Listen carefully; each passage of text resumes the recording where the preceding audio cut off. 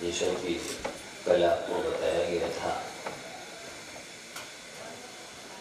कि आचार्य कुंदन भगवान ने लिखा हुआ है पंचम काल में अज्ञान में विझाणम पंचेंद्रिय निग्रहम कषायम पी तत्तो पंचम याले पवेण सारम भास मेरु विद्याओ। अध्ययन ही ध्यान है। क्यों कहा ऐसा? क्योंकि पंचम काल में लोगों का मन बहुत चंचल है, साथ ही कषायों की तीव्रता होने की वजह से कलुषित है, कठोर है। और ऐसे कलुषित मन को, कठोर मन को, चंचल मन को विशुद्ध करना है, पवित्र करना है, एकाग्र करना है, तो उसके लिए शास्त्र के अलावा कोई उपाय नहीं है कि वो मन कोमल हो सके। संत हृदय नवनीत समाना, सज्जनों का हृदय नवनीत यानी मक्खन के जैसा होता है, कोमल होता है, सफेद होता है और शीतल होता है। तो कोमल, सफेद और शीतल करने के लिए शास्त्र ही सक्षम है। इसलिए उन्होंने कहा कि आपका सामायिक में मन नहीं लगता है, तो अध्ययन में झाड़म, अध्ययन ही ध्यान है।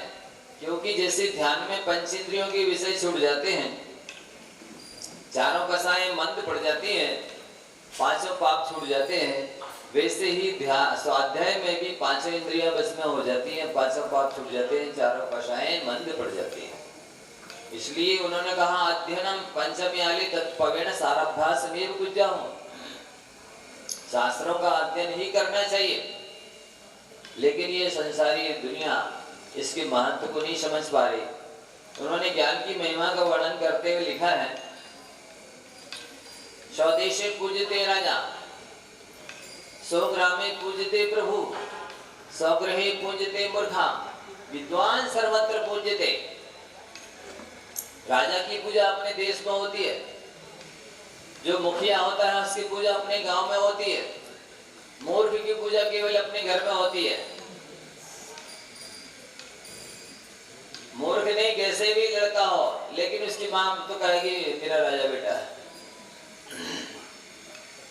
लेकिन विद्वान सर्वत्र पूजते, विद्वान की सर्वत्र, सभी देशों में, सभी कालों में, सभी स्थानों में, सब लोगों के बीच में विद्वान की पूजा होती है। और दूसरा ऋषि मुनियों ने ये भी कहा, विद्वत्तम च नृपत्वम च नैव तुल्यम कदाचन, स्वदेशे पूजते राजा, विद्वान सर्वत्र पूजते। एक राजा है और एक विद्वान है, दोनों में श्रेष्ठ कौन है? कहते कि विद्वान श्रेष्ठ है। राजा चक्रवर्ती श्रेष्ठ नहीं है। किसे श्रेष्ठ कहा? विद्वत्तम से नृपत्वम से नैव तुल्यम कदाचन, ये तुल्य नहीं हो सकते। विद्वान श्रेष्ठ है क्योंकि राजा की पूजा सम्मान अपने देश में होता है, लेकिन विद्वान की पूजा सम्मान तो स्वर्ग में भी होता है। जितना अंतर स्वर्ग में और नरक में है, उतनी अंतर ज्ञानी और अज्ञानी में है। हम आप इससे समझ सकते हैं कितना महत्व है। लेकिन बंधुओं, विशेषता क्या रखनी है? विड़ीण सुध मदीदम जयवी पयमायन होई विस्तरितम अकुठादि परभवे केवल नानम से मां बहती। विनय पूर्वक प्राप्त की गई विद्या वर्तमान में समझ में नहीं आए तो अगले जन्म में समझ में आ जाएगी। वर्तमान में याद नहीं हो तो अगले जन्म में याद हो जाएगा। वर्तमान में श्रद्धा नहीं हो तो अगले जन्म में श्रद्धा हो जाएगा। वर्तमान में जीवन में नहीं उतरे तो अगले जन्म में जीवन में उतर जाएगी। विनय पूर्वक शास्त्र पढ़ो, प्रवचन सुनो, इसका महान फल है, अक्षय है, महिमा है। इसलिए देखो, जो व्यसनी भी हो, पापी हो, अनाड़ी हो, कैसा भी हो, लेकिन यदि साधना करने लगता है तो क्या होता है? देखो, एक बार एक बहुत बिगड़ा हुआ इंसान था। वो कभी जन्मांतरों के पुण्य के योग से गिनी मुनि महाराज के सानिध्य में आ गया।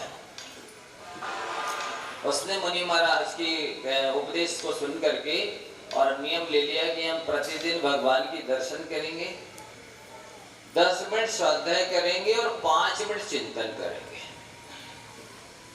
ठीक है, नियम लेकर के आ गया।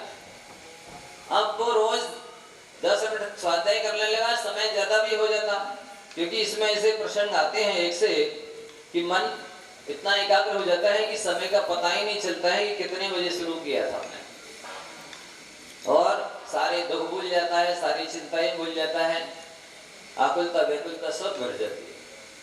स्वाध्याय करता रहा, भगवान के दर्शन करता रहा, पर वो चूंकि ज्वाणी था, व्यसनी था, अनाड़ी था, तो एक दिन जुआ खेलते खोलते वो दिन के 2 बजे मंदिर गया दर्शन करने। अब 2 बजे गया तो उधर दरवाजे बंद थे, झरोके में से भगवान के दर्शन तो कर लिए। अब स्वाध्याय कैसे करें, शासक तो है नहीं। मंदिर के बाहर एक चौका रखा हुआ था, तो उसने उसको बिछाया और जेब में हाथ डाला तो ताश की पत्ती थी।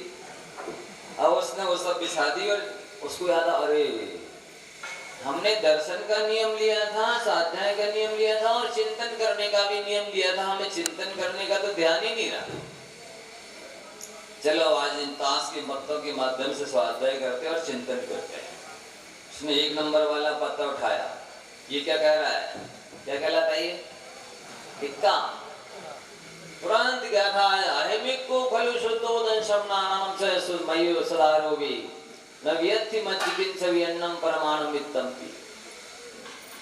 1 नंबर वाले पत्ते को उठाकर उसको ज्ञाता आ जाएगी कि मैं एक हूँ, अकेला हूँ, अनादिकाल से आज तक। जाने मेरी किस्मत ने कैसा खेल खेला है, कल भी अकेला था और लोग, इनको एहसास ही नहीं हो रहा कि हम अकेले भीड़ में बैठे हैं, ऐसे लग रहा। बहुत सारे सदस्य हमारे घर में, बहुत बड़ा कुनवा है, क्या बोलते लोग, बहुत बड़ा कुल है वंश है। लेकिन वस्तुतः आध्यात्मिक क्या कहता है, शास्त्र पढ़ोगे तो आपको कितनी चीजें सीखने मिलेंगी। सुनो, आचार्यों के द्वारा लिखे हुए शास्त्र आपको नैतिक बनाएंगे 1, व्यवहारिक बनाएंगे 2, धार्मिक बनाएंगे 3, आध्यात्मिक बनाएंगे 4, और समस्त प्राचीन ऋषि मुनियों ने जो जीवन जीने की कला सिखाई है, वो जीवन जीने की कला सीखोगे 5। साथ ही जो अन्यत्र नहीं सिखाया गया, जो जैनाचार्यों ने सिखाया ढंग से मरने की कला। अनंत बार जन्म मरण किया, लेकिन यदि ढंग से मरा होता तो मरण का भी मरण हो जाता। तो ढंग से मरने की कला भी सिखाते ये शास्त्र 6। साथ ही उन्नति के उपाय बताते हैं 7, सफलता के अद्भुत रहस्य बताते हैं 8, जीवन में 4 चांद लगाते हैं 9, व्यक्तित्व का चहुमुखी विकास करते हैं 10, और आप जिस दिशा में बढ़ना चाहते हैं उस दिशा में बढ़ने के लिए, आगे बढ़ने के लिए, ऊपर उठने के लिए सूत्र देते हैं 12। तो ये ऐसे अनेक लाभ हैं। नया नया संवेग उत्पन्न होता है, वैराग उत्पन्न होता है, मानसिक निर्बलता होती है, मानसिक परिष्कृतता होती है, आचार विचार की शुद्धता होती है, बहुत सारे लाभ होते हैं। तो उसने जैसे 1 नंबर वाले पत्ते को उठाया और सोचने लगा कि मैं तो एक हूँ, अकेला। खलु शुद्धो निश्चय ने से शुद्ध सिद्धों के समान शुद्ध हूँ। निश्चय ने से जैसे सिद्ध परमेष्टि है, वैसी निगोदीय जीव है, वैसे ही सारे संसारी जीव है। खलु शुद्धो दर्शन नानमयो, मैं दर्शन और ज्ञान से तन्मय हूँ। जानना और देखना मात्र मेरा काम है। इसके अलावा जितना मैं घृणा करता हूँ, ईर्ष्या करता हूँ, नफरत करता हूँ, द्वेष करता हूँ, बैर करता हूँ, विरोध करता हूँ, ये सब विभाव विकार है, ये सब संसार उड़ाने वाले हैं। नभी अत्य मज्जिकिन से भी संसार में मेरा परमाणु मात्र भी कुछ नहीं है। अन्नम परमाणु वित्तपि, ओहो, मैंने ये तो चिंतन किया ही नहीं आज तक कि मैं अकेला ही हूँ। सुख को भोगने के लिए भी और दुख को भोगने के लिए भी हर स्थिति में अकेला हूँ। यहाँ लोग पक्षपात करते हैं, कसायों की कलुषता की वजह से भेदभाव करते हैं। तो ये जाति, ये पंथ, ये संप्रदाय, ये ग्रुप, ये संत, ये पंथ, अनेक तरह के भेदभाव करते चले जाते हैं। इन अज्ञानी तीव्र कसाई लोगों की वजह से इस पवित्र जनशासन की इस पंचम काल में टुकड़े टुकड़े हो जाता है। भेद हो जाएंगे, कितने पंथ हो जाएंगे, कितने संप्रदाय हो जाएंगे, कितने छिन्न भिन्न हो जाएंगे। वो भरत चक्रवर्ती ने और चंद्रगुप्त मौर्य ने अपने जो स्वप्न में देखा था कि चंद्रमा में छेद छेदे हो गए, वो इस बात के सूचक थे कि पवित्र जन शासन समंत भद्र स्वामी ने लिखा, काला कलिर्वा कलुषासयो वा स्रोतोर प्रवक्तर वसनानयो वा तच्छासनैकाधिपतित्व लक्ष्मी प्रवृत्त हेतु रवाते हेतु। प्रवृत्त सकते हैं रवाते हेतु मतलब क्या हुआ कि कली काल है, काला कलिर्वा कलुषासयो वा, इन श्रोताओं का और वक्ताओं का कलुषासय हो गया है।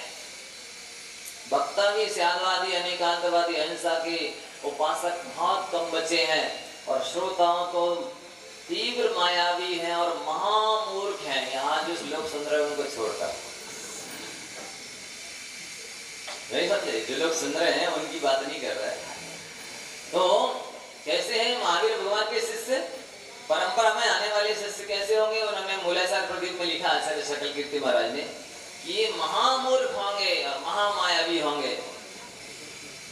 तो कलुषासयो वा श्रोतर प्रवक्तर वसनानयो वा, ये नए की विवक्षा समझते ही नहीं है। कौन से नए से वस्तु स्वरूप का कथन करना है, कैसे समझना है, कैसे श्रद्धान करना है, कैसे जीवन में उतारना है, कुछ नहीं समझते। और वो क्या कहते हैं, मैंने जो कह दिया वही सही है, मैं जो जान रहा हूँ मान रहा हूँ वही सही है। जबकि धारणा मान्यता कैसी होनी चाहिए? खरा सो मेरा, मेरा सो खरा ना। क्या मैंने जो जाना माना है वही सही है? ऐसा नहीं, जो सही है वो मेरा है। तो ऐसी स्थिति संसारी प्राणियों की बची नहीं है, इसलिए सम्मी दर्शन दुर्लभ हो रहा है। उसने उस पत्ते को रख दिया, 2 नंबर वाले पत्ते को उठाया, क्या बोलते इसको? दुप्पी। ठीक, तुरंत उसको याद आया, अरे ये क्या कह रहा है मुझसे। वो तुरंत उसको स्टॉप देश की गाथा याद आ गई। राग द्वेष द्वै दीर्घा नेत्र आकर्षण कर्मणा अज्ञाना सुश्रम जीवा संसाराब्धौ विवर्त्यसो। ये संसार एक मटकी के समान है, इसमें दुख रूपी जल भरा है, और ये संसारी जीव रूपी मथानी है। और इसका भ्रमण होने की बजाय जो मथानी में एक रस्सी होती ना, कड़निया क्या बोलते, नेपना, उसके जो 2 छोर होते हैं, तो उसके माध्यम से जैसे मथानी घूमती है, एक तो खींचते एक तो ढीला करते हैं। इस प्रक्रिया में क्या होता है, मथानी तेजी से चक्कर लगाती है, घूमती है। ठीक ऐसे ही ये संसारी प्राणी राग और द्वेष की वजह से जो पाप कर्मों का बंध करता है, उनकी वजह से ये 4 गति 84 लाख योनियों में मथानी की तरह घूमता है, भटकता है, दुखी होता है। विचार किया, ओहो मैंने तो ध्यान ही नहीं दिया कि ये राग द्वेष ही संसार के कारण है, और उस पत्ते को रख दिया। उसने चिंतन बहुत लंबा किया था, मैं संक्षेप में सुना रहा हूँ। 3 नंबर के पत्ते को उठाया, ये क्या है, ये टिक्की, हाँ जो भी है। वो सोचने लगा, अरे ये क्या कह रहा है, ये लिखता है सदृष्टि ज्ञान वृत्तानि धर्मं धर्मेश्वरा विदु यदि प्रत्यनेकानि भवन्ति भवपद्धति। सम्यक दर्शन, सम्यक ज्ञान, सम्यक चारित्र, ये तो मोक्ष मार्ग है, और इसके विपरीत जो मिथ्या दर्शन, मिथ्या ज्ञान, मिथ्या चारित्र, ये संसार के मार्ग में। मैंने तो समझे ही नहीं क्या होता है सम्यक दर्शन ज्ञान चारित्र, क्या होता है मिथ्या दर्शन ज्ञान चारित्र। ओ मुझे गंभीरता से इन्हें समझना है, सुनना है, चिंतन मनन करके श्रद्धान करके जीवन में उतारना है। और इसके बाद में उस पत्ते को रख दिया, 4 नंबर वाले पत्ते को उठाया, ये क्या कह रहा है, अरे क्या बोलते, चौगा, ये क्या कह रहा है, ओहो दशाएं 4 होती हैं। कितनी होती? दशाएं 4 होती हैं, क्रोध मान माया लोभ। मैंने तो इनको समझे ही नहीं कि क्या कहलाती है। कसती आत्मा न मेहनस्ती थी कथाया, जो आत्मा को कर्म, आत्मा में कर्मों को कस दे, अथवा कुछ पैसा में लिखते दुर्गति पाप लक्षण कसाया, जो आत्मा को दुर्गति में ले जाए, जिससे संसार बढ़ जाए। आप सभी श्रोता सावधानी से सुन लीजिए, यदि संसार में नहीं रहना है, दुख नहीं उठाना है, 4 गति 84 लाख योनियों में नहीं भटकना है, तो कसाय मत करो, क्रोध नहीं करो, मान नहीं करो, मायाचारी नहीं करो, लोभ नहीं करो। यदि कसाय है तो भगवान भी आपको दुर्गति में जाने से नहीं बचा सकते। कसाय नहीं है तो भगवान भी आपको सगति में जाने से नहीं रोक सकते। ये संक्षिप्त सार है शास्त्रों का। एक बार एक व्यक्ति महाराज के पास पहुंचा, कहने लगा गुरुदेव मेरे कुएं का पानी गंदा हो गया है, कोई मंत्र दे दीजिए जिससे शुद्ध हो जाए। महाराज ने कृपा करके उसको मंत्र दे दिया। कितने दिन जपना? बोले कम से कम 15 दिन तो इसका जाप करना है। जितना ज्यादा करोगे श्रद्धा विशुद्धि एकाग्रता से उतनी जल्दी आपकी कुएं का पानी ठीक हो जाएगा। ले गया, उसने जाप किया और जाप करने के बाद 15 दिन के बाद जाकर कुएं में देखा तो और ज्यादा गंध आने लगी थी। उसको गुस्सा आया, महाराज ने मेरे साथ धोखा कर दिया, मुझे कितना परेशान कर दिया, कितने दिन से मैं तपस्या कर रहा हूँ, जाप कर रहा हूँ, पानी तो साफ होने की बजाय उल्टा गंदा हो गया है, दुर्गंधित हो गया है। महाराज को लाना देने के लिए आया। महाराज जी रखा है आपका मंत्र, हमने 15 दिन हो गए जाप किए, सब कुछ किया, लेकिन पानी तो और ज्यादा दुर्गंधित हो गया है। महाराज ने पूछा भाई ये बताओ आपके कुएं का पानी गंदा कैसे हुआ है? बोले महाराज एक दिन 4 कुत्ते लड़ते लड़ते आए और उस कुएं में गिर गए। तो अच्छा आपने जाप करने के पहले उन कुत्तों को निकाला कि नहीं? बोले नहीं। तो महाराज ने कहा कि भाई आप ही बताओ, जब आपने उस पड़े हुए कुत्तों को नहीं निकाला है, आप अकेली जाप करोगे, आपके पानी कैसे शुद्ध हो जाएगा? तो उसने कान पकड़े, हाँ महाराज ये तो गलती हो गई हमसे। इसी तरह ये संसारी प्राणी के आत्मा रूपी कुएं में क्रोध मान माया लोभ रूपी 4 कुत्ते गिर गए हैं। कितने कुत्ते? आप लोगों की आत्मा रूपी कुएं में गिरे कि नहीं गिरे? गिरे हैं। आप उनको नहीं निकाला और सिद्ध चक्र विधान और पूजा पाठ और सम्यक शिखर की यात्रा करो और सारे व्रत नियम संयम उपास पालो, बोलो आपकी आत्मा का शुद्ध हो जाएगी? नहीं होगी ना। यदि आत्मा को शुद्ध करना है, पवित्र करना है, सिद्ध बनाना है तो क्या करना होगा? इन कसाई रूपी कुत्तों को निकालना होगा ना। नहीं नहीं हम क्षमा तो नहीं मांगे, चाहे जैसी हो जाए। ये समझे, हम तो उसकी पट्टी नहीं चढ़ेंगे। जिसने अपमान किया है, हमें सम्मान नहीं किया है, बुलाया नहीं है या कोई भी बात नहीं मानी है तो कसाई बन गई, अब तो हम उसकी पट्टी नहीं चलेंगे।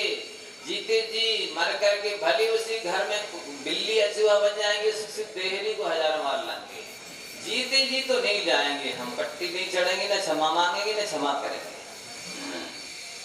बोलो कितने लोगों को चूहा बिल्ली बनना है उसी बैरी के घर में? बोलो नहीं बनना है तो हाथ जोड़ो और पिंडी छोड़ो, 100 सगी और 100 दो। क्या? इसलिए इसमें ही भलाई है। पैर न पैर मिटाता है, पैर निरंतर पानी को भव सागर में भटकाता है। पैर देखो खून से खून नहीं धुलता, पानी से खून धुलता है, ऐसे ही पैर से पैर नहीं मिटता है, क्षमा भाव से पैर मिटता है। ये कसाएं आपको निकालने होंगी तभी आत्मा पवित्र होगी, अन्यथा होने वाली नहीं है। वो पत्ता रख दिया, 5 नंबर वाली पंजा, पत्ते को उठाया, बोले ये क्या कह रहा है? अरे ये कह रहा है कि 5 पाप होते हैं, हिंसा झूठ चोरी कुशील परिक्रम की 5 पाप मैंने तो आज तक जाने नहीं, माना नहीं, श्रद्धा नहीं किया। आज भी स्थिति है, व्यक्ति हर बच्चा कह देगा 5 पाप होते हैं, लेकिन कहें जिसके पास परिग्रह रूपी पाप है वो कौन हुआ? बोलो।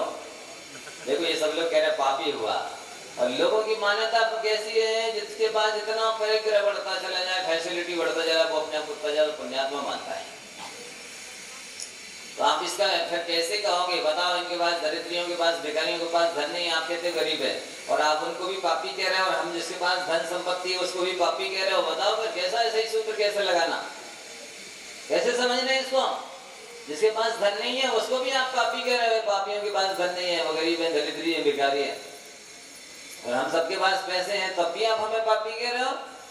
आप सही हिसाब कीजिए, सही क्या है भाई? ऐसा है, परिग्रह तो पाप ही है।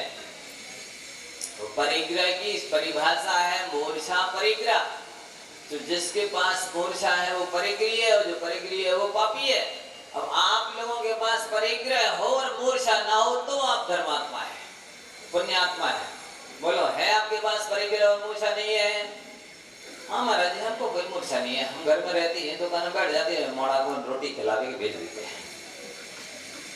नहीं, रोटी भोजन करने के लिए भेज देते हैं, हमें कोई काम मूर्छा नहीं है। इसका पता तब चल जाएगा जब घाटा लग जाए, कोई मर जाए, कोई चीज टूट फूट जाए, तब पता चलेगा कि आपको राग है कि नहीं, मूर्छा है कि नहीं। वो है तो पाप है आपके अंदर।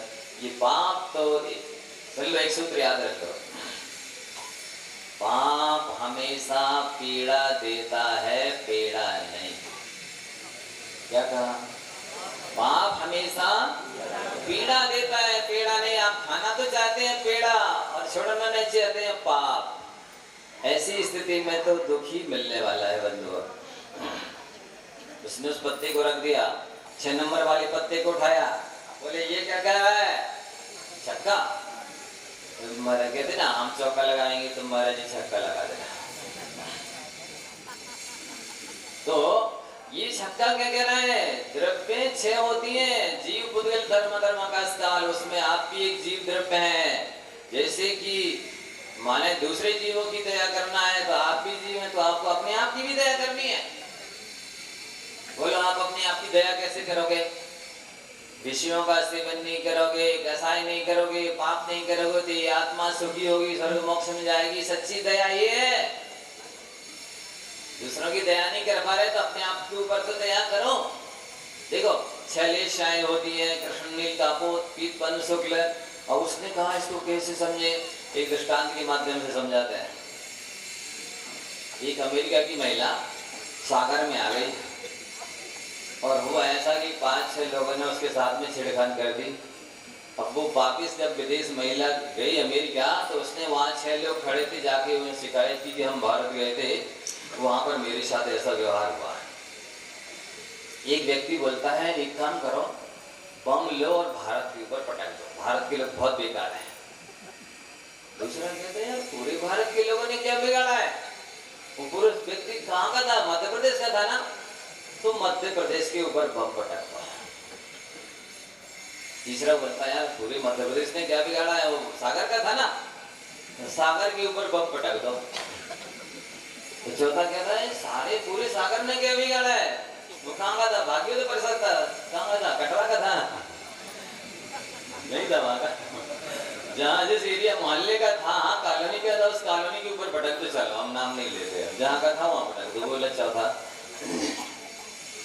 पांचवा बोलता यार पूरी कॉलोनी के लोगों ने क्या बिगाड़ा है? जिस व्यक्ति ने अपराध किया है, बलात्कार किया है, उसी को अरेस्ट करवाओ ना। तो छठवा बोलता है कि गलती जिस महिला की, अकेली गाय को थी, जो जैसा करेगा सो भरेगा, अपन गाय को भाव बिगाड़ो। तो ये जो 6 लोग है ना, इसी ये जो कह रहा पूरे भारत के ऊपर बम पटक दो, ये तो है कृष्ण लेशा वाला। जो कह रहे हैं मध्य प्रदेश के ऊपर बम पटक दो, वो है नील लेशा वाला। और जो कह रहा है कि सागर के ऊपर बम पटक दो, वो है कापोत लेशा वाला। और जो कह रहा है कि उस कॉलोनी, कौन सा है 5वें में? कॉलोनी के ऊपर पटको, वो है पीतलेशा वाला। और जो कह रहा है उस व्यक्ति को पकड़ो, वो है पद्मलेशा वाला। और जो कह रहा है भैया जो जैसा करेगा सो भरेगा, अपन अपने भाव क्यों बिगाड़ो हैं? गलती अपनी स्वीकारो कि अपन अकेले, ये क्यों गए अकेले गए थे? ये है शुक्ललेशा वाला। जैसे आपको इस प्रसंग में सुनाया, वैसे ही आपके भाव यदि खाने के बारे में होते, मैं ही सब खा लो, बाकी सबको भाड़ में जान दो, मैं ही पहन लो अच्छे अच्छे वस्त्राभूषण, मैं ही सुखी रहूं, मेरा भले हो जाए, ये कृष्णलेशा वाला है। ऐसे सब में घटाना आप प्रसंग में, जिसके अंदर प्राणी मात्र की भले की भावना है और अपनी गलती स्वीकार करता है, अपने दोषों को देखता है, अपनी कमियां सुधारता है, वो शुक्ललेशा वाला है। बंधुओं समय आपका हो गया है, आगे की बात आगे करेंगे। बोलिए दासन वाणी माता। मैं आप सभी लोग से पूज्य निर्दोष साई महाराज जी के चरणों में नमस्ते।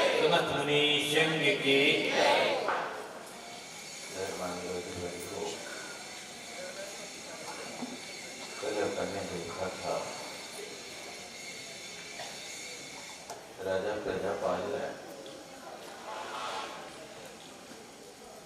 तब बिटिया मैना सुंदरी से कहा, कुछ बात को सुनकर के मैना सुंदरी ने जो जवाब दिया, वो जवाब एक संस्कारवान बेटी का था। उसने कहा जो कुलीन कन्याएं होती हैं,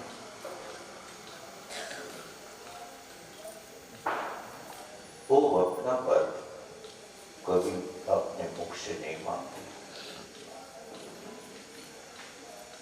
माता पिता जिसके साथ पाणी ग्रहण संस्कार करते हैं, कुलीन कन्याओं के लिए वही वर स्वीकार होता है।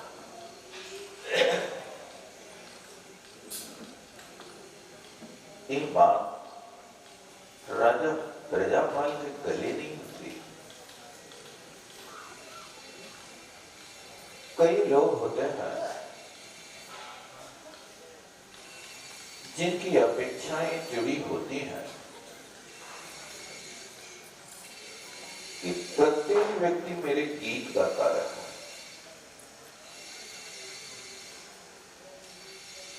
लेकिन ध्यान रखना,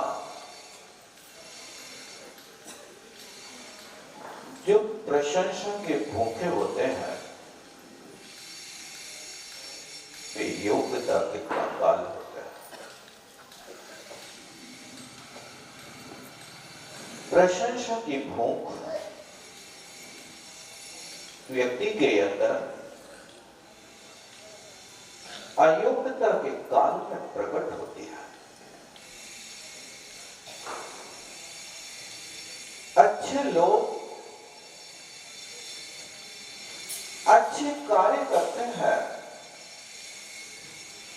प्रशंसा की अपेक्षा नहीं रखते,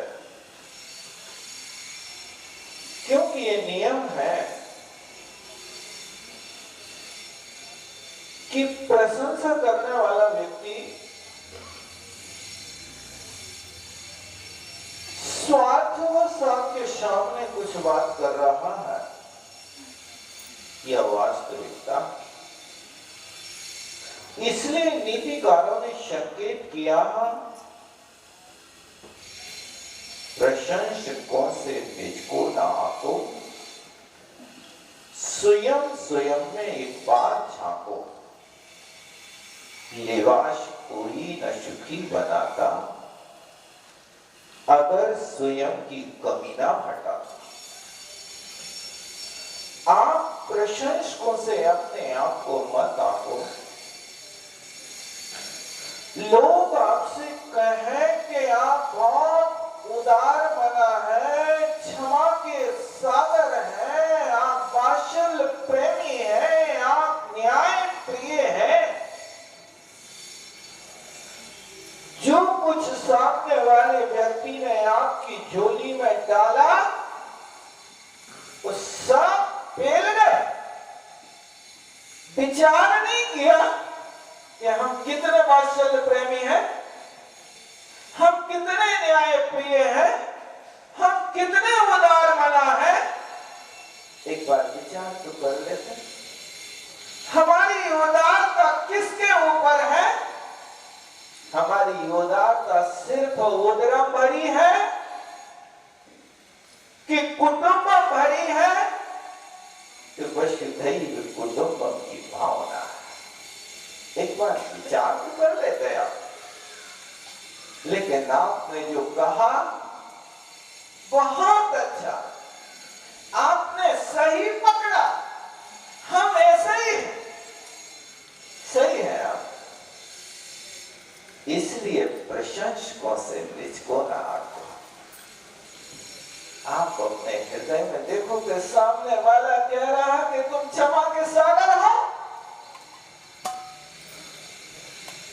अनुभव है आपको?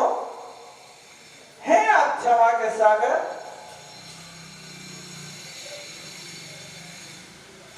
जो प्रशंसा करने वाला होता है उस पर कौन गुस्सा करता है भाई साहब? बताओ तो। आप गीत गाओ और हम गाली सुनाएं, ऐसा होगा क्या? प्रशंसा करने वाला तो कहेगा, लेकिन जब आपके लिए थोड़ा सा कोई निमित्त मिले, कैसा निमित्त? जैसे पके टमाटर में थोड़ी सी सुई चुभा दो तो पानी बहने लगता है। इसी तरह अपने पास भी कसाई का भंडार पके टमाटर की तरह है कि थोड़ा सा कोई निमित्त मिला के देखो फिर क्षमा के सागर है कि कोप के सागर है कहा गया है, फिर देख लेना। इसलिए राजा प्रजापाल भी बस यही अपेक्षा रख रहा था कि मैना सुंदरी भी हमारे लिए यही कहे। लेकिन जो ईश्वरवादी होता वो ईश्वरवादी व्यक्ति चमचागिरी का काम नहीं करता। और मैना सुंदरी ने जब इस बात को कहा तो राजा बहुत कुपित हो गया। और राजा कुपित हुआ तो सारे के सारे कर्म सिद्धांत को भूल गया।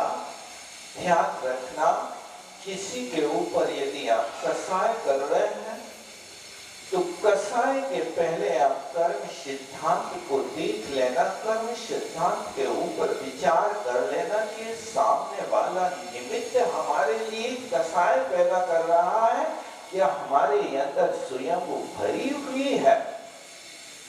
इसलिए राजा कर्म सिद्धांत को भूल गया और सोचता है कि मैं अब इसको मजा चखाऊंगा। देखो ध्यान रखना, छोटी छोटी सी बातों से बड़े बड़े रिश्ते कमजोर हो जाते हैं। इसलिए छोटी छोटी सी बातों को ज्यादा अपने दिमाग में मत रखा करो। और इस बात का ध्यान रखो कि हमेशा रिश्तों में खूबसूरती तब आती है जब हम एक दूसरे को बर्दाश्त करते हैं। यदि आप एक दूसरे को बर्दाश्त नहीं करते तो आपके रिश्तों में खूबसूरती नहीं आ सकती है। इसलिए इस बात का ध्यान रखो, रिश्ते और कांच बड़े नाजुक होते हैं, इनको बहुत संभाल करके रखना पड़ता है। यदि कांच में थोड़ी सी ठोकर लगती है तो कांच चकनाचूर हो जाता है।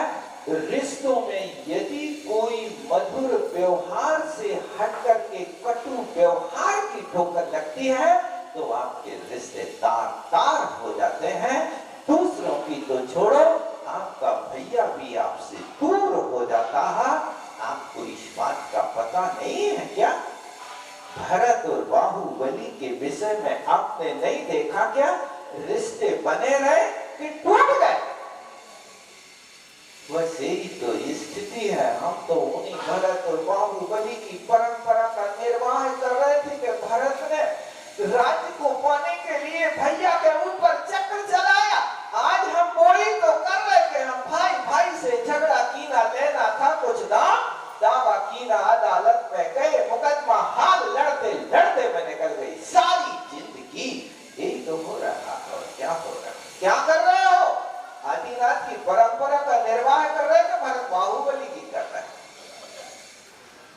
हम तो बस भगवान की परंपरा, छलकग्राही दुनिया है, छल ग्रहण मत करो। और हुआ है वहां पर राजा प्रजापाल ये बात अपने अंदर में अच्छी तरह से एक गोंद की तरह जैसे कागज चिपक जाता है, इसी तरह अहंकार की गोंद में राजा की आत्मा चिपक गई। और वो एक दिन वन क्रीड़ा के लिए गया प्रजापाल राजा, और उज्जैनी के बियाबान जंगल में घूमते घूमते जब जंगल के मध्य में पहुंचा तो वहां देखता है एक राजा के सदृश और उसके साथ 700 कोड़ी वहां सभा के बीच में बैठे हैं। लग तो राजा रहा है, लेकिन यहाँ हमारे देश में किस उद्देश्य से आया? उज्जैनी नगरी के वन में रहने का कारण क्या हो सकता? या तो कोई विरोधी राजा है अथवा कोई शरणार्थी है। राजा इस बात को देख करके बार बार विचार करता है और अपने मंत्री से पूछता है कि हे मंत्री, ये कौन है, कहां से आए हैं? तब मंत्री कहता है कि हे राजन, ये वाराणसी से शरणार्थी श्री पाल जी राजकुमार अपने इस नगर में आए हैं। यहाँ इस वन में ये आश्रय चाहते हैं, क्योंकि इनका शरीर गलित कुष्ठ से पीड़ित है और गलित कुष्ठ होने के कारण ये अपनी वाराणसी नगरी को छोड़ करके उज्जैनी नगरी के वनों में अपना जीवन व्यतीत करना चाहते हैं, क्योंकि इतना गलित कुष्ठ है कि उस कुष्ठ की गंध के कारण वाराणसी के लोग अपने नगर को छोड़ छोड़ करके जाने लगे। इसलिए श्रीपाल ने इस बात का विचार किया कि प्रजा को कष्ट नहीं होना चाहिए और वाराणसी से जितने ये कुष्ठ से आक्रांत लोग थे, ये सारे के सारे लोग यहाँ आ गए। इस बात को सुनकर के राजा प्रजापाल कहता है, मेरी तो मनोकामना पूरी हो गई। मैं तो यही चाहता था कि मेरा सुंदरी के लिए ऐसे ही व्यक्ति की जरूरत है जो कर्म सिद्धांत को पढ़ करके आई है, वो राजा के गीत नहीं गा रही है, वो नहीं कह रही है कि मैं आपकी कृपा से जी रही हूँ, मैं आपकी कृपा से पली पुसी हूँ, ये बात नहीं कह रही है। अब ठीक है, ये बात विचार करता है और सोचता है, मेरी इच्छा आज पूर्ण हो गई, भगवान ने आज मेरी इच्छा पूर्ण कर दी। और ये विचार करके मंत्री से कहता, मंत्री वर, इन लोगों की व्यवस्था बहुत अच्छे ढंग से कर दो, इनको जो जरूरत हो जंगल में वो सारी चीजें ला करके उपस्थित करा दो।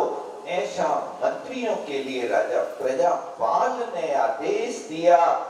राजा ये आदेश देता है, मंत्री विचार करता है, बात समझ में नहीं आई कि वाराणसी के राजा से, श्रीपाल से इस प्रजापाल राजा का क्या संबंध है, आखिर क्यों इतनी व्यवस्था देना चाह रहा है। लेकिन राजा ने तो उसी समय देख करके अपनी बेटी का विवाह मन में तो कर ही लिया था, अब जब होगा तब होगा।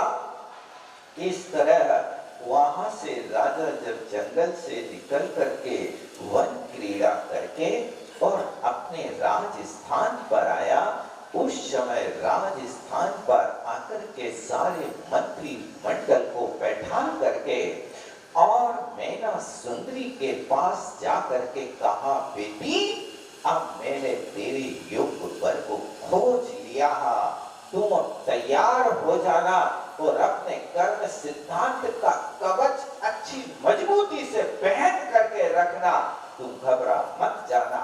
ऐसा राजा चेतावनी देता है और मंत्रियों को बुला करके राजा मंत्रियों से कहता है कि मैंने सोचा है कि मैना सुंदरी का पति श्रीपाल हो।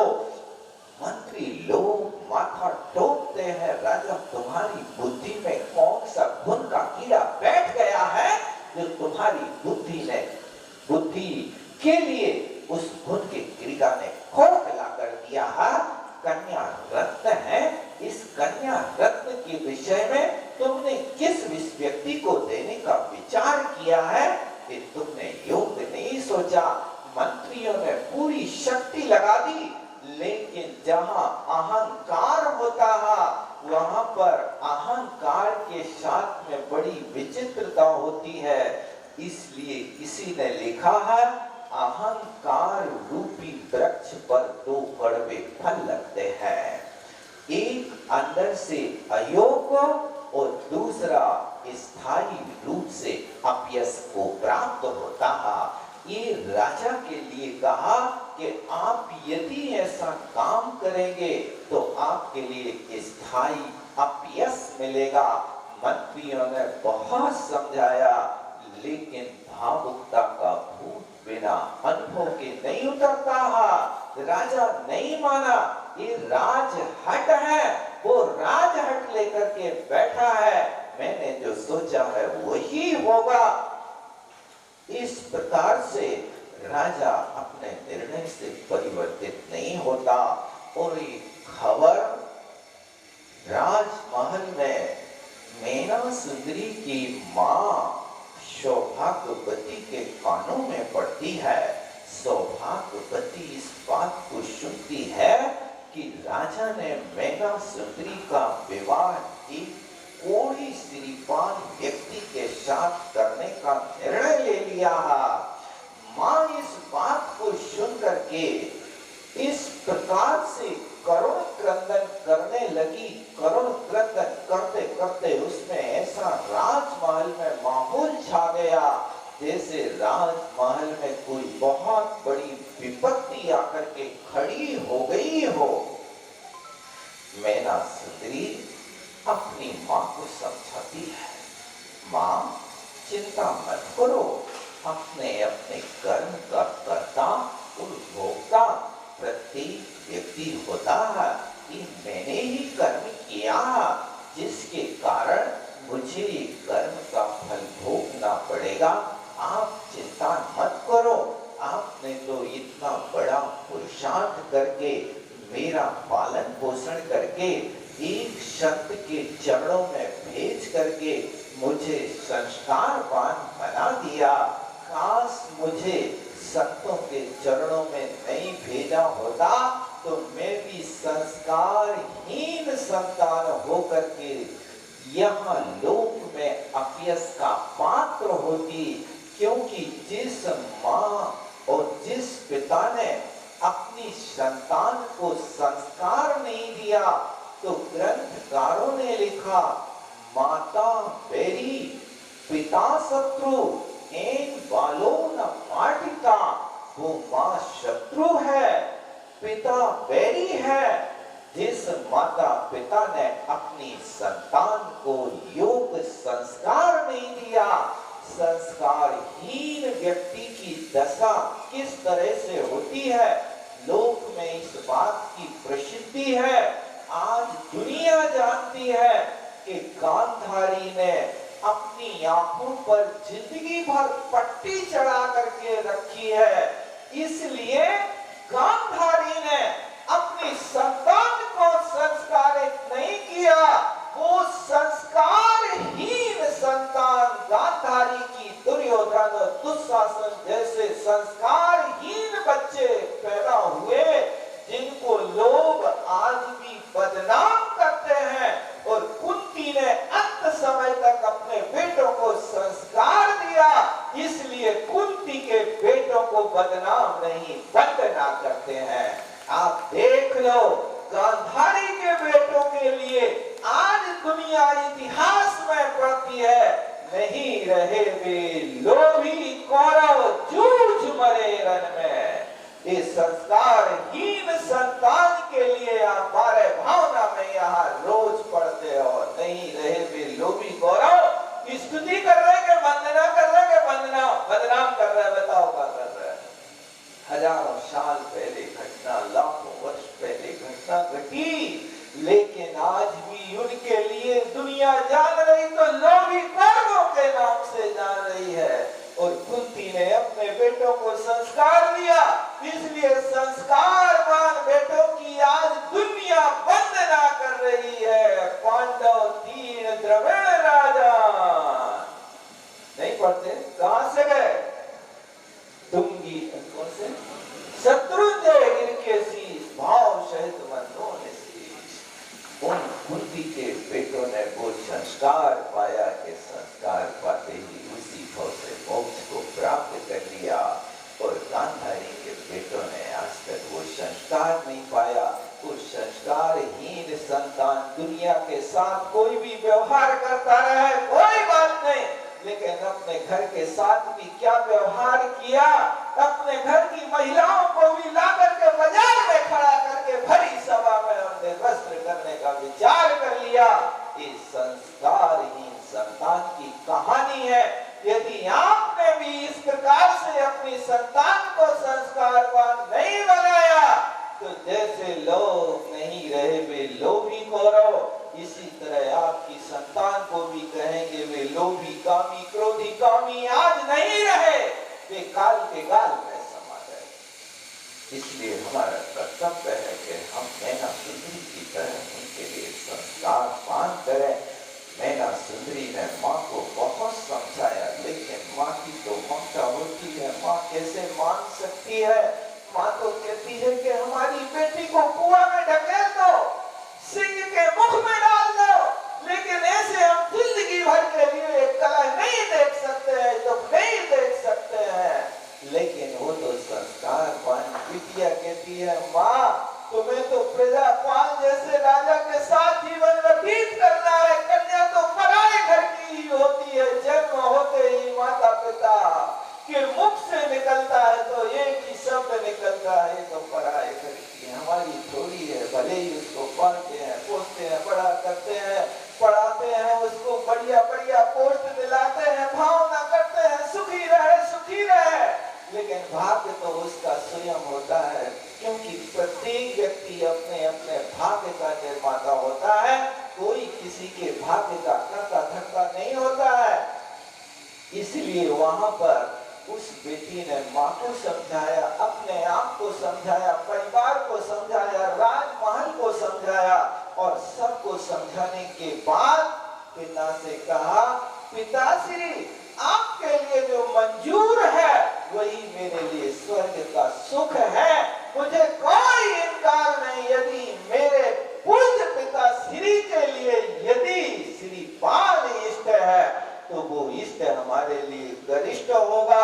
जो आज कोढ़ी है वो कल कामदेव होकर के आएगा, या कोढ़ी ही रहेगा, ये तो मेरा भाग्य बताएगा। इस तरह मैना सुंदरी पिता से भी कह देती है, और पिता अभी भी अपनी कषाय को नहीं छोड़ते हैं और जाकर के अपनी मैना सुंदरी का विवाह श्रीपाल के साथ कर देते हैं। विवाह तो करते हैं, बहुत सारा दहेज भी दे देते हैं, बहुत सारी व्यवस्थाएं भी दे देते हैं, और विदा करते करते कहते हैं, बेटा तुम अपने भाग्य का फल भोगना, हमने तो कुछ नहीं किया, तुम्हें खूब सुखी बनाने की कोशिश करी, लेकिन तुमने अपने हाथ से अपने पैर पे कुल्हाड़ी पटक ली है। नहीं पिताजी, मैंने अपने हाथ से पैर पे कुल्हाड़ी नहीं पटकी है, मैंने तो कर्म सिद्धांत को पढ़ा है, मुझे पक्की आस्था है, जो भी होगा अच्छा होगा, आप अपना कर्तव्य कर लीजिए। पिता को जाकर के विदा के बाद भी ऐसे शब्द बोल करके और श्रीपाल के साथ वन में वास करने के लिए मैना सुंदरी चली जाती है। ये अहम बुद्धि के कारण राजा निंदा का पात्र हुआ, लेकिन कसाय छोड़ने को तैयार नहीं होते। मेरा कहना है भैया कि आप अपयश से बचना चाहते हैं तो कसाय को कम करने की कोशिश करो। जो अहंकार की कार में यात्रा करता है वो अधोलोक का पात्र होता है, और जो विनय के विमान में यात्रा करता है वो ऊर्ध्वलोक का पात्र होता है।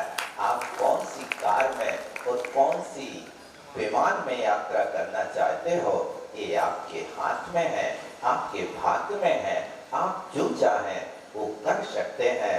मैना सुंदरी यहाँ से विदा लेती है और जाकर के अपने योग कर्तव्य क्या होता है। पहले की कन्याएं, महिलाएं संस्कारवान होकर के अपने कर्तव्य से विमुख नहीं हुआ करती थी। मैना सुंदरी एक आदर्श धर्म पत्नी का रूप लेकर के, एक लक्ष्मी का रूप लेकर के श्रीपाल के साथ जाती है, और ये आदर्श पत्नी का कार्य निर्वाह करती है। आदर्श पत्नी किसे कहते हैं? आदर्श समझते क्या होता? आदर्श का अर्थ दर्पण हुआ करता है। देखो, दर्पण की एक विशेषता होती है कि दर्पण स्वागत सबका करता है, लेकिन संग्रह किसी का नहीं करता है। दर्पण की एक आदत होती है कि दर्पण अपना परिचय बोल करके नहीं देता, दर्पण अपना परिचय छाया के माध्यम से दिया करता है। देखा कभी दर्पण बोलता है? कुछ नहीं बोलता। आप दर्पण के सामने जाएं और वो दर्पण, आप यदि हंसते हैं तो वो भी हंसेगा, आप रोते हैं तो वो भी रोएगा, आप चिढ़ाते हैं तो वो भी चिढ़ाने लगेगा। माने आपका हर पथानुगामी हुआ करता है। इसी तरह मैना सुंदरी भी आदर्श की तरह, दर्पण की तरह एक धर्म पत्नी बन करके और बहुत समता भाव से पति सेवा परायणा, क्योंकि सती के लिए पति ही परमेश्वर हुआ करता है। आप ध्यान रखो, यदि मैना सुंदरी बनना चाहते हो तो आप भी एक धर्म पत्नी का रूप निर्वाह करो। और जो कर्तव्य होता है परस्पर में, आज हम छोटी छोटी सी बातों को लेकर के ऐसे मन में कलुषताएं करते हैं। पति और पत्नी रहते तो हैं, लेकिन अंदर में इतने संक्लेश के साथ जिंदगी जीते हैं। कई माताएं बहनें आकर के हम लोगों के सामने आंसू बहाती हैं।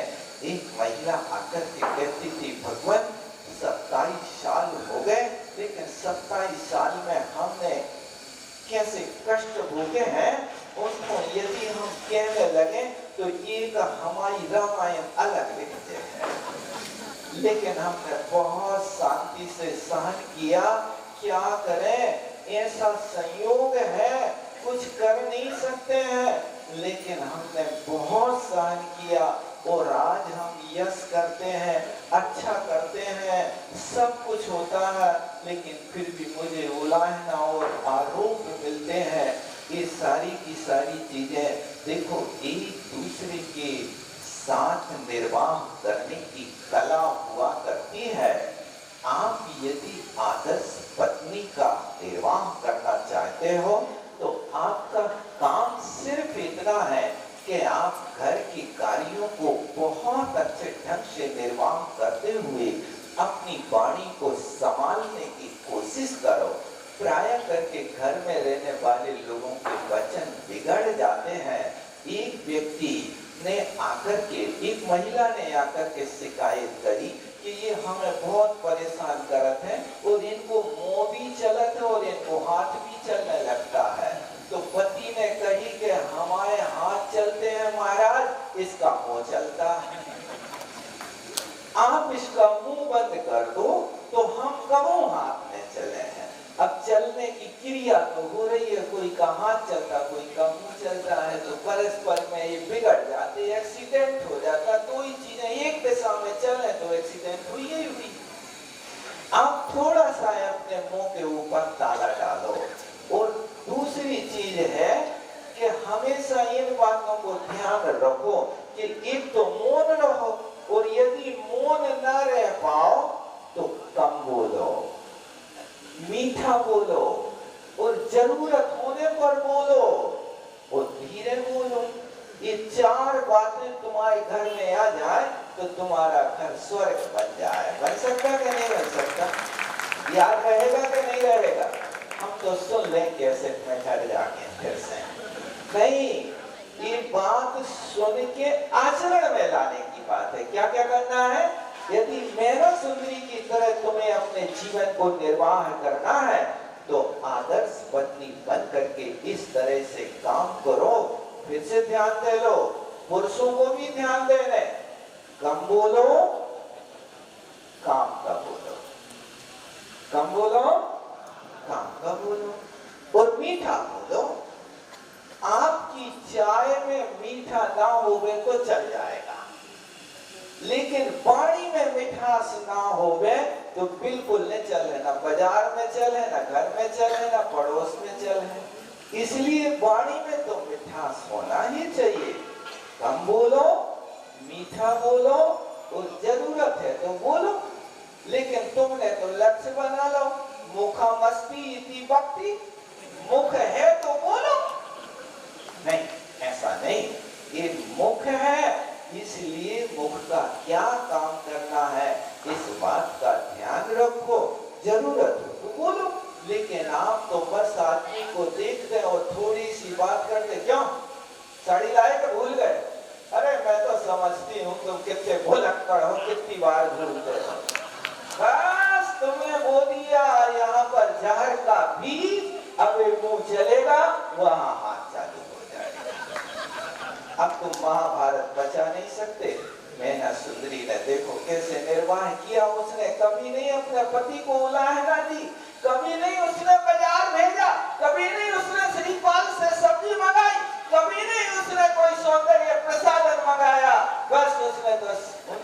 सेवा करी और वहां सिद्ध चक्र महामंडल विधान करके उनको सोने का बना दिया।